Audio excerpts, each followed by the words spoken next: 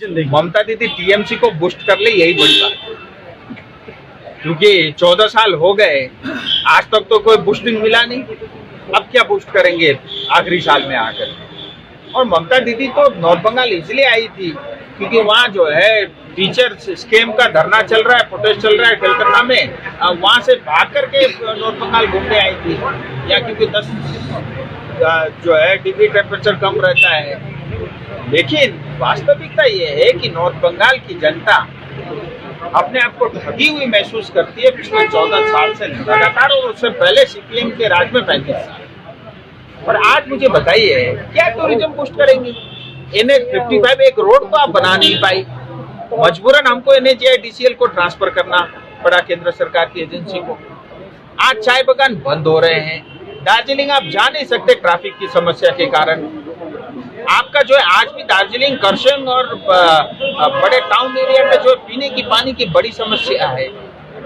तो कुल मिला के जो कुछ भी ब्रिटिश के समय हमको मिला था वो तो सारे इंस्टीट्यूशन से लेकर के सब कुछ आपने छीना ही है। ममता दीदी कुछ देंगी ये अपेक्षा भी नहीं है। और वो समय समय पे घूमने आती है, मुख्यमंत्री आए और घोषणा करके जाती है 3-3 करोड़ की, 7-7 करोड़ की। सारे टोटल लगा लो तो 100 करोड़ भी नहीं होता। उसमें से भी 90% योजनाएं वो है जो केंद्र सरकार की योजनाएं हैं। आपके पास पैसा ही नहीं है, 7 लाख करोड़ का कर्जा आपके सरकार के ऊपर में है। और आज केंद्र सरकार तमाम काम करती है, कभी आप क्रेडिट नहीं देते। आज करसंग को 240 करोड़ रुपए अमृत स्कीम 2 के अंतर्गत मिला पीने के पानी। दार्जिलिंग को पहले 206 करोड़ मिला था, अब अतिरिक्त 238 करोड़ रुपए और मिला अमृत स्कीम के। आपने कभी उसके बारे में जिक्र नहीं किया। कालिंपोंग को 200 करोड़ मिला, मिरिक जैसे छोटे टाउन को भी 200 करोड़ रुपए पीने के पानी के लिए। गांव बस्ती जो है इलाके में 2500 करोड़ का जो हर घर जल की योजनाएं चल रही है। तो ये तमाम योजना के बारे में कभी आप अप्रिशिएट नहीं करोगे पीएम मोदी को या केंद्र सरकार को।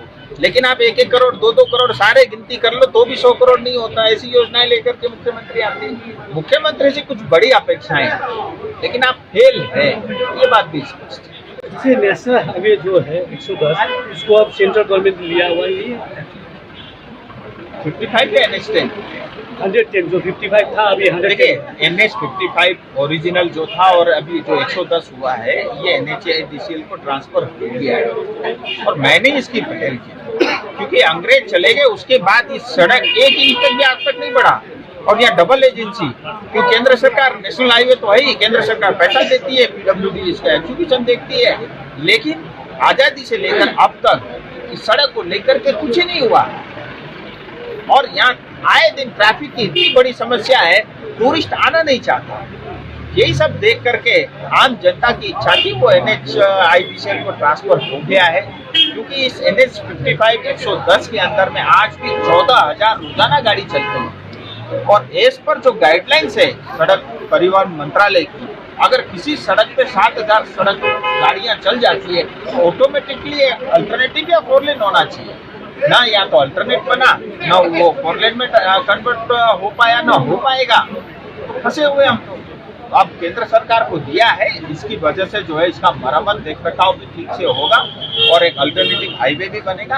आने वाले समय में व्यापक रूप से जो जनता ने अपेक्षा किया उससे ज्यादा विकास की कार्य। तो यहाँ जो NH-55 में जो कॉन्ट्रैक्टर एसोसिएशन ठेकेदार लोग काम करते आए कई साल से, 30 साल से, 40 साल से, सबसे मैं मिला, उनके मन में ये आशंका थी कि जब NHAIDCL को ट्रांसफर होगा तो शायद जो है उनको जो काम कर रहा था वो निकल जाएगा। लेकिन अल्टीमेट काम तो ठेकेदार ही करेगा, एजेंसी ही बदला हुआ है। पहले PWD देखता था, अब NHAIDCL दिखेगा। मैंने उनको कहा है बल्कि इसके कारण काम बढ़ेगा, टूरिज्म बढ़ेगी, जनता को इसके कारण बहुत फायदा होगा। और हम सब कॉन्ट्रैक्टर या नेता बाद में, पहले आम इंसान है। हम सबकी अपेक्षा यही है कि दार्जिलिंग आगे बढ़े और दार्जिलिंग की गरिमा को पुनः जो है स्थापित करे, ये हम सबकी प्राथमिकता है। मैंने सबसे उनको आश्वस्त किया है, उसमें किसी तरह की चिंता करने का विषय नहीं है। और उनके ऊपर कुछ भी है कि मैं उनके साथ खड़ा हूँ।